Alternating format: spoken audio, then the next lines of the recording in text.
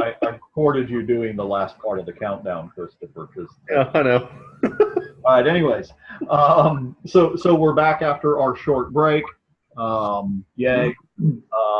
I am still enjoying my color black lager. All right. Slowly but surely. You have to savor a Shiner. Shiner is not chugging beer. No. It's for a refined palate. Most beer in general isn't for chugging. Most. Yeah. Anyways, commercial break over. So Palamon. So the Yes. guy's like, you're going to break the bank, right? Or you're going to have to start losing one of the two. So hey, let's do this. And he pulls you in a little closer. All right. If the next time you throw, you deliberately hit Hugo, I could still give you back your money, right? So that way you wouldn't lose, per se, right? But we'd have to do that on the sly, because if Hugo found out, he'd probably just beat me up, but he'd probably kill you. Never seen you around here before. I don't know if anybody would miss you. What do you say? Yeah, why not? Okay. Our heroes, ladies and gentlemen. All right. So. Hey, I don't want to break the bank. No, that seems fair. That seems fair. Even though I'd be breaking the promise to not injure the person I'm currently playing the game with. Just don't make it obvious, I guess. Okay. So, but it's your turn, Palamon, to stand up against the board again. All right. While you were having the discussion, right? So you had your little discussion with the short guy, and you go back over it, and Hugo's like downing another beer. Right? So would this count as throwing a fight? and then Hugo's like, what was that about? What did that pipsqueak want? He's not giving you a hard time, is he? Oh, no, he just asked if the money I bet would be lower so that we don't break the Keeps Bank. Cheap bastard. Well, whatever. You bet whatever you think you need to bet. That's fine. We're making money, right? We're making money. That's all that matters to me, right? As long as we keep making money. Anyways, I'm going to get another beer real quick, and then you go ahead and get up against that table, and I'm going to do my best not to hit you. And then I'm immediately hit. Okay. And he does. He's slamming these beers. This is like the fourth or fifth beer he's slammed. Not a Shiner. Pint? Yeah, not a Shiner. Yeah, no. It's a pint at a time, right? He's rapidly pushing his way into gallons territory, right? But he's a big guy, right? And he seems to be handling it fairly well, right? He's not staggering too much. So you're up against the table, standing still, and he gets that hand axe, right? And he's turning around to the audience, getting them pumped up, and they're like, Hugo. And he takes the axe, and throws it up into the air, right? And it flips end over end, and he goes to catch the handle and misses, and the axe hits the ground, and he picks it up, and he's like, don't worry, I got this. And he leans back, and he lets fly, and I mean, bam! He doesn't hit you. And he staggers around a little bit. Wench slams another beer into his hand, and he chugs that down. More money exchanges hands. All right. Now it's back to your turn to throw. Hugo high fives you again. He's like, we got this. You bet as much as you want. You don't listen to him. Bet as much as you want. Whatever. Right? And he's standing there. He's like, come on. I can take it. What are you going to do, Palamon?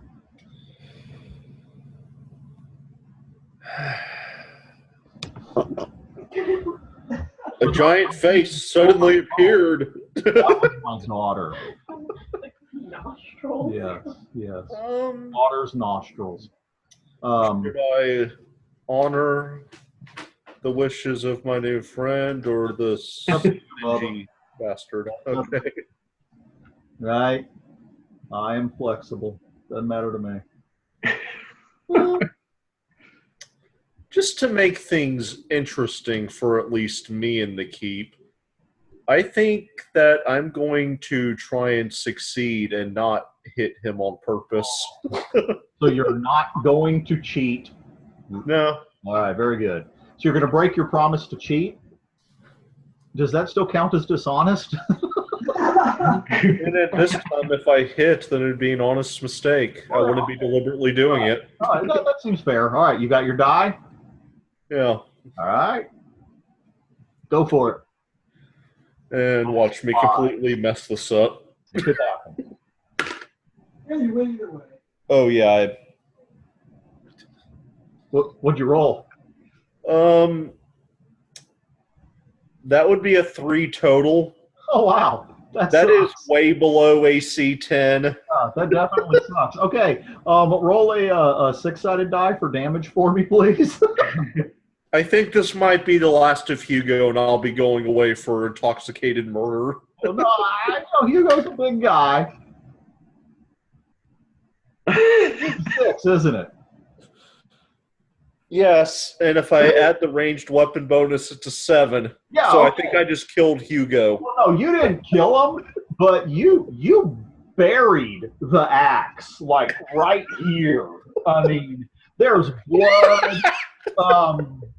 So if you take it out, he'll bleed to death, but if you leave it in, he'll bleed to death. The initial sound of his collarbone, snapping is drowned out Clavicle, by the scream upper ribs. of the audience.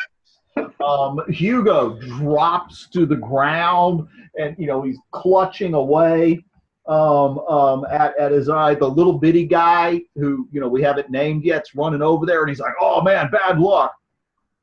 Winking to you, right? I immediately rushed to Hugo's aid. All right. Meanwhile, Judith comes over where Ajax and Wirren are in the guild house, and she says, "Sirs, all of the arrangements have been made." She hands you a key. She says, "This is the key to your private lodgings. What you want to do is, I remember where the map is." Stop laughing at the DM. What you want to do is leave the guild house and then walk back towards the south wall. And the lodgings that you are in is the one closest to the southwest tower. Right, closest to the southwest tower. It's right next door. What is that right next door to? It's right next door to the loan bank. Okay. Very good. Thank you. All right. We will have dinner delivered to you shortly by the requested help. Very good. Will you be joining us, Judith, this evening? Unfortunately, I can't, sir. I have a previous commitment. Okay. Thank you. You're most flattering. The square. All right. So, what do Wirren and Ajax do at this point in time? So we're going to go back to the square now and retrace our steps. We've got our key, so we're all set. Okay, very good, very good. All right, so yeah, you leave the guild house, you walk out the door, you hook the left, you go back through that alley. You're in the area in front of the general store and the provisioners. Did they witness my final match? The blacksmiths, and there's the quarters where which you've been assigned. Padlock on the door. right? Key certain, opens things up easy enough. You go in. Um,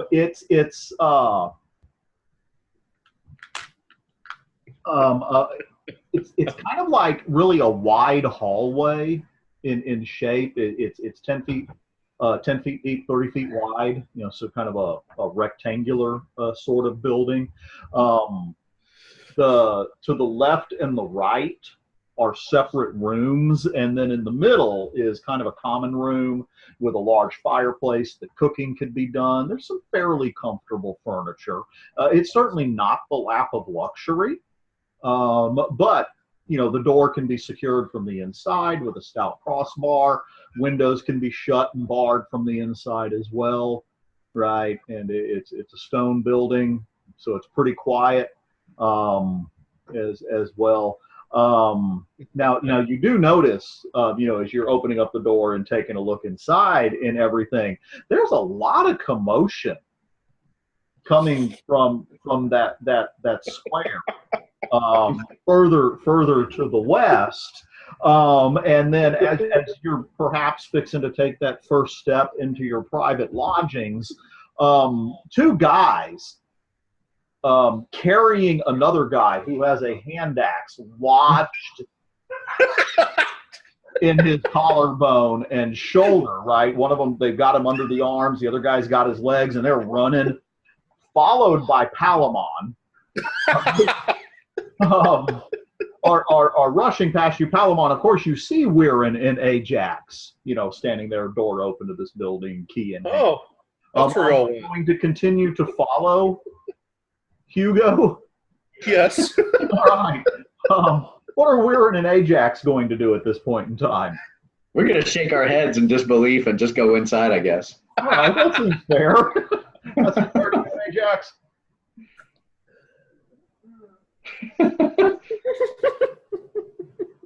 Okay.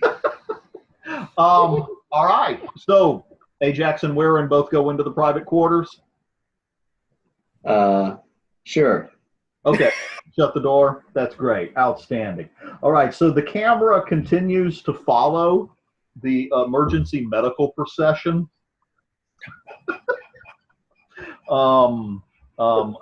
Rushing along with Palamon in tow.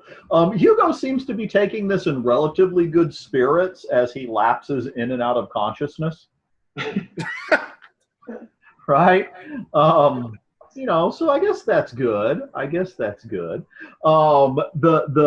emergency medical team takes a left through the alley that Palamon saw Ajax and Weirin go through the first time, right?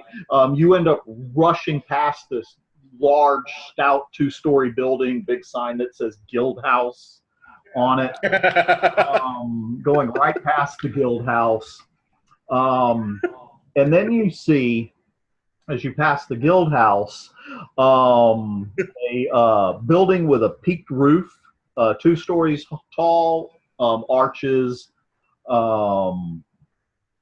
arched windows as well. You can tell that this is some sort of chapel, right?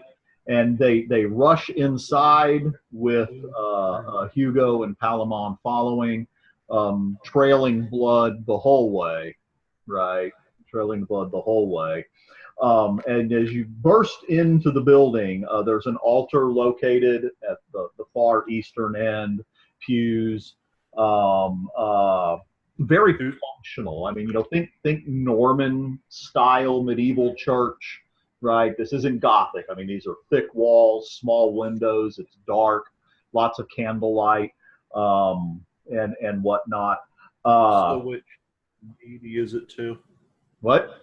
Which deity is it to? That's a very good question. I hadn't put that much thought into this yet, but it's like until I can come up with a better answer, it's the state church for the area that is responsible for Borderland Keep.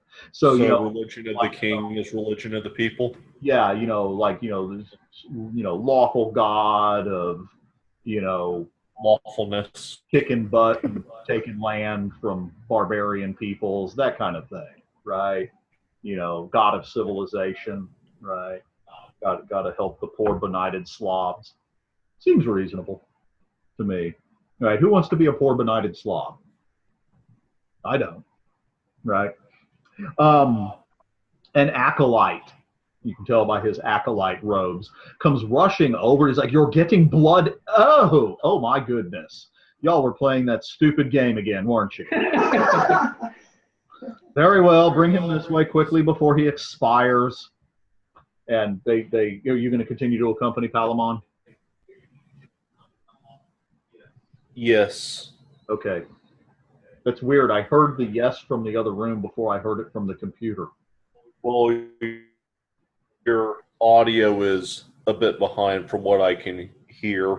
That's fascinating. So the audio between here and California works apparently in real time, but the audio between here and a room that's about 15 feet away, no, there's a time lag.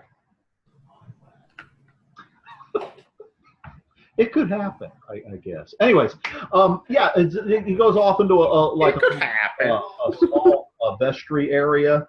I see. Things should have popping up. Oh, that's right, because the video was processing. The last video was processing. That let me know the video was done processing. Cool, huh? Okay, and they lay Hugo down, and the cleric takes a piece of wood wrapped in leather and shoves it in his mouth with one hand and wrenches the hand axe out with the other, right? At which point in time there's more blood, more screaming. Hugo passes out, and then the cleric mumbles, you know, prayerful words of power, slaps a hand on the wound. Exactly. And you can see like the glow, and when he takes his hand away, the wound starts to seal up. It's almost completely healed, but not quite. Still a little bruised, right? Still a little tender, and he says, "Thank you for giving me the opportunity to help this individual." It was the right thing to do. Yeah. Hugo will learn. I assume you're the one that hit him with the axe. Yes. I made the mistake of drinking the pint before I did it. Yes. Well, there is a poor box on your way out. Donations are appreciated. What's the standard donation? Oh, it would be improper for me to give an amount of, say, 5 gold pieces, for example. It's really whatever your heart moves you to give. Well, I was actually just curious what the standard tithe was, you know. Yes, of course. Yeah. So why not? I guess I can serve the cleric's greed by donating 5 gold pieces. All right. Meanwhile, back in the private lodgings, y'all making yourselves comfortable? What are y'all doing? Yeah, we're just kind of investigating, looking around. We don't have food yet, do we? Not yet. Yeah, no food yet. We're just kind of, and I think we're trying to decide whether we should go and find Palamon or not, Palamon, and Okay. All right. and I don't know that we've come up with an answer to that. We're kind of torn between two options here. That seems reasonable. All right. So while y'all are looking around the place, right, checking out your new digs, as it were, if I could please get both of you to roll a dice 6, and then let me know what you get. While they're doing that, audience, notice we're not using any kind of die roller or any kind of program or anything like that, because I'm just assuming that the people I game with are honest. So I have a 1. 7. I don't think you can get a 7 4. on die 6. Yeah, 1 and a 4. Oh, a 1 and a 4. Okay. So Ajax is looking around. He's looking here, opening up this, opening up that, and everything. Weirin's doing the same thing. Y'all are kind of making a circuit, right, around. And then there's the two bedrooms that flank the building off to the left and the right. Weirin, you find in the bedroom that would be to the east, right? So it would be to the left as you come into the room. In that bedroom, there's actually a small secret door that leads back out to the street, right? It's about maybe 3 feet high and about a foot wide, right? And it definitely the type of thing that could be opened from the outside. Okay. So there's that. Other than that, you don't find anything, unusual. That might be a little disturbing, perhaps. And as you're also, mulling about, well, gosh, I wonder if we should go look for Palamon, right? It was disturbing, all of that blood and the hand axe and the collarbone, and all that kind of stuff. There's a knock at the door. I wave you away. and I'm kind of going. So he's waving at me to take care of it, and I'm like looking at him like, "Who are you?" But fine. So I'll go open the door. He's getting into the role of your boss, right? You got to maintain cover, right? Yeah, you open the door. There's a couple of wenches there.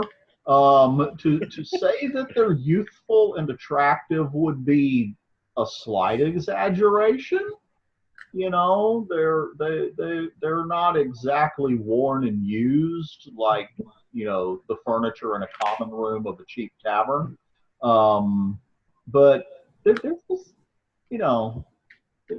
these are some rough women. You can tell the effort has been made to doll them up, to pretty them up a little bit. But they got platters of food and a small keg with them, and they're like, "Where do you want this?"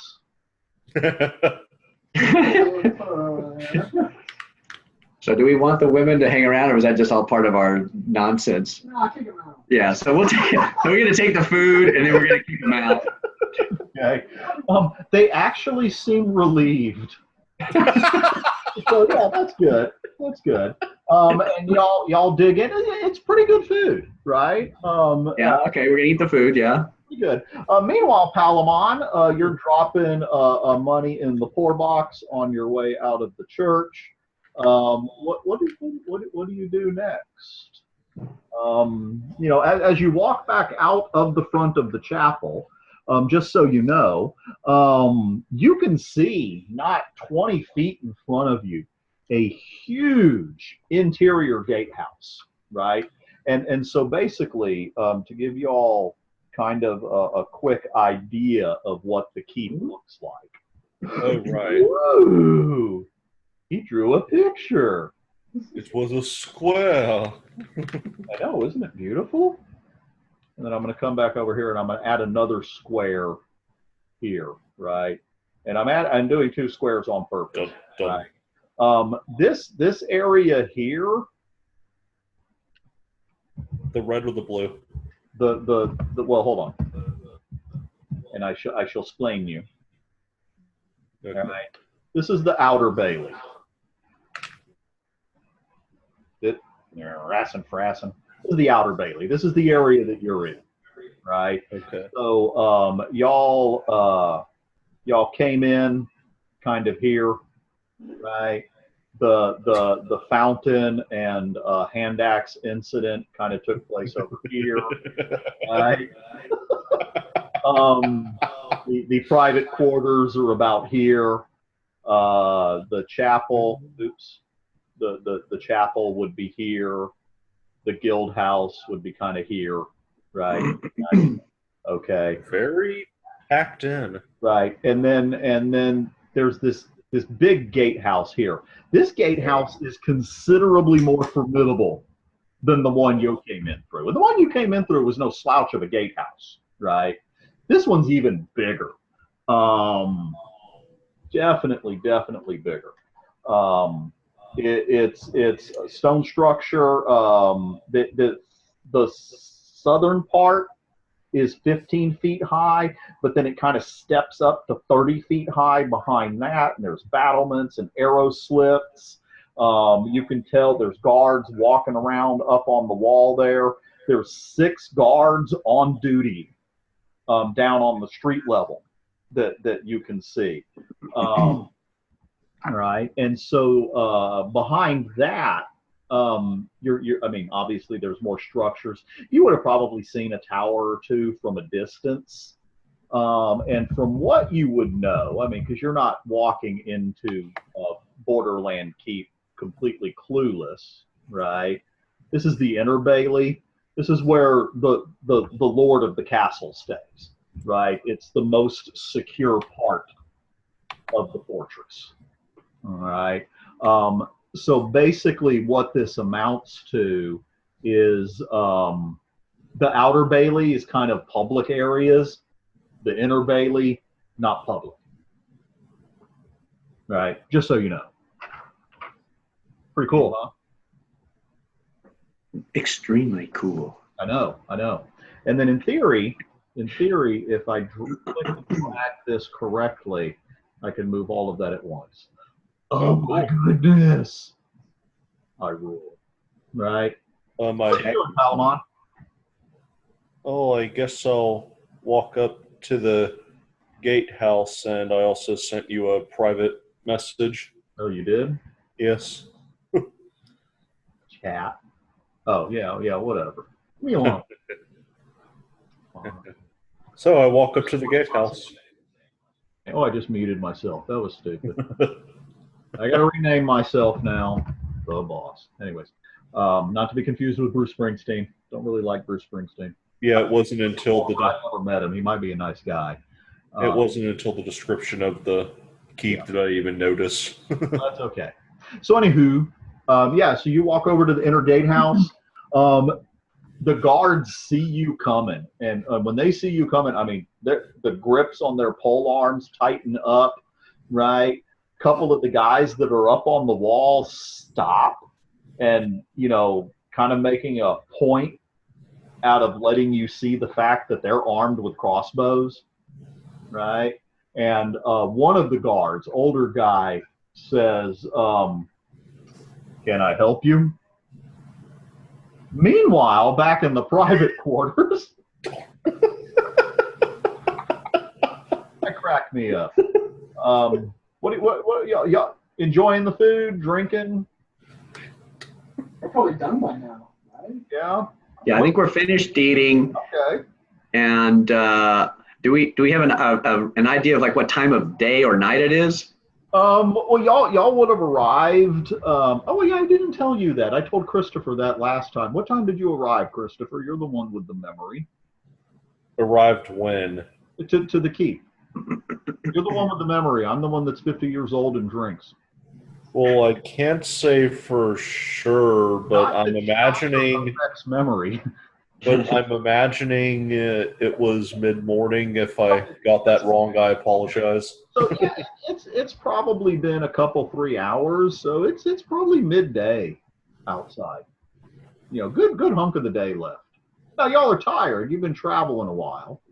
There is that. Memory's kind of hazy on when it was we actually arrived. And then also don't forget there is the issue of that small secret door. Right. Right. It's not big enough to walk through, but it's plenty big enough to crawl through. But it leads to the outside.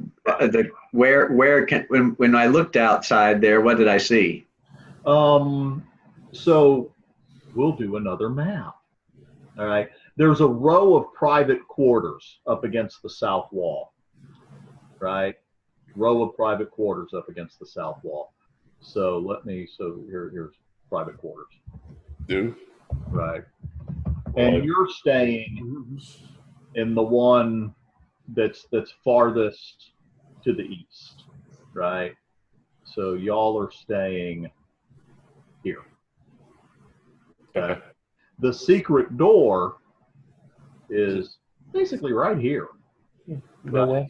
So when you go out, you're kind of back out on that street in front of where the private quarters are that runs in between the private quarters and the blacksmith shop. Hey, unless we want to get out. No, I said the wrong thing. Oh, okay. It's okay. I was just testing you, Christopher, to see whether or not you would notice, and you didn't. The secret door is actually over here. My bad. Yeah, why would I know that? I don't know. What? And so then the wall. This is the outer wall here, right? There's the outer wall, and then you've got that southwest tower. Okay. So the secret door is kind of in an area where, you know, if the sun were down, it was the dead of night, especially if it was an overcast night, it'd be pretty dark. You know, Okay. lots of shadows, probably be reasonably easy for somebody who knew what they were doing to sneak in. Mm-hmm. Or out, you know. Ajax is suggesting that we go back out and wander around some. Okay, that seems fair. All right, that seems fair. In terms of time, we've got just a few minutes left. Oh, we do? Yeah, because it is almost 9 o'clock, right? Well, 9 o'clock here. I have no idea what time it is in California. It's 4:30. 4:30. Doesn't sound right. Time zones work that way. I don't think they do half-hour increments in time zones. North Korea does that. We're just trying to become like them. Oh, okay. Well, that seems fair, right? I can dig it. You know, whatever. It's all good. Where was I? We were going outside. Oh, that's right. We're going outside. Yeah. So you walk out and you lock up when you leave, I assume. Yeah, we're not leaving anything behind though after seeing that access. All right, that seems fair. Okay. So yeah, y'all walk out. So you know you've got the party square off to your left. There's actually a drying trail of blood back in that direction. And again, more people. I mean, everywhere you go, there's people milling about. Right, they're you know, merchants talking with each other, locals talking, all variety of dress. Some people you can tell are farmers, some people are woodsmen, right? Other people like you, armor and weapons, right? A lot of sketchy looking characters as well. Yeah, we're definitely not how much traffic is there in front of the quarters? It's pretty consistent at this time of day because people are going to and from the fountain square where the Trail of Blood leads to. And then you also have a lot of people heading up to the guild house. And then there's the business with the blacksmith and the provisioners, right? It's almost like, you know, somewhat comparable to a food court at a mall in terms of the amount of traffic going through there. Because this is the main business hub. All right, what do you want to do, Ajax?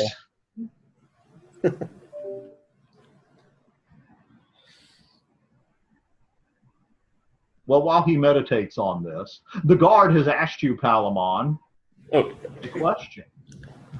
He's been waiting for 5 minutes for an answer.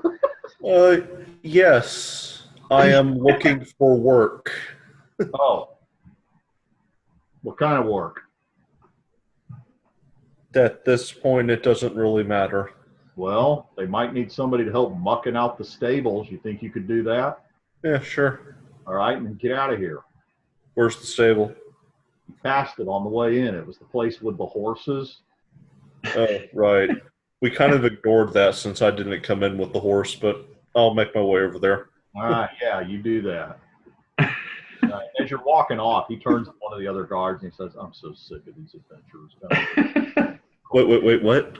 He turns to one of the other guards and he says, "I'm so sick of these adventurers coming in here, crying out loud." It's not my fault you have a major power keep slowly rebuilding. Nobody's talking to you. Keep walking. All right, did you figure out what to do? Yeah. Does Palamon keep walking, or is he going to pick a fight with the guards? Oh, no. I'm going to keep walking. Yeah. So you do that.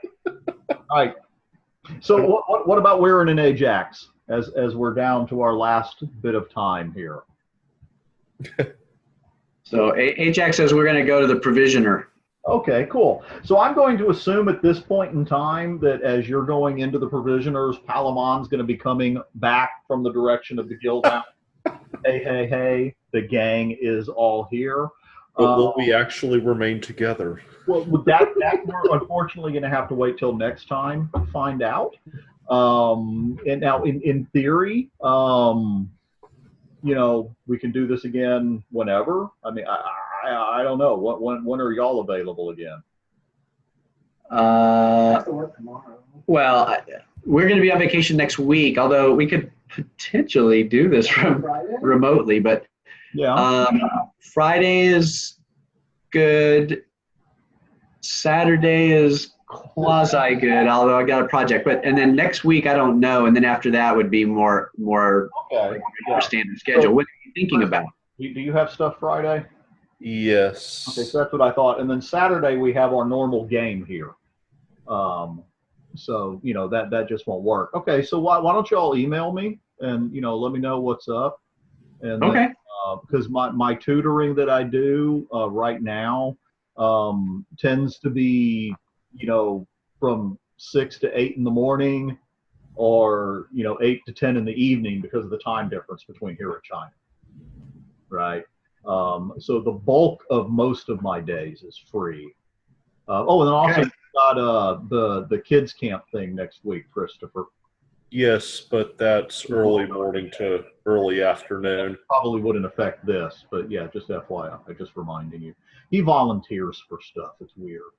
Hey, doesn't pay, but at least gets me out of the house to work. Well, that's true. I volunteered twice, and it cost me 8 years of my life. Yeah. Different type of volunteering. I paid for that. All right, cool. Well, I think this worked fairly well. Technical difficulties at the beginning were kind of annoying. But to sum up, our party of three, Palamon, Weirin, and Ajax, have familiarized themselves with Borderland Keep. At least two of you have found something in the way of gainful employment as hostage rescuers / goblin killers. Will I be informed of it? Well, I'm assuming at some point in time, if nothing else, Palamon will be like, guys, where are y'all going? And then right. Assuming we ever get together again. Yeah, the catch with that, of course, Palamon, is you have no idea how much money they were promised. Oh, yeah, no. So how much they choose to cut you in for, I just have to ignore that screen right there that says how much they were. Ignore that screen. You can't see that. All right, outstanding. Well, I had fun. Yeah, that's cool. Thanks. Yeah, that's problem. Not a problem.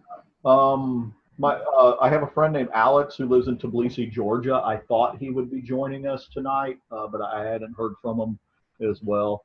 So next time we might have somebody from Europe in here. Sweet. Also, he's really from Houston, but he lives in Europe now. More internet That's connection. why we will officially be intercontinental.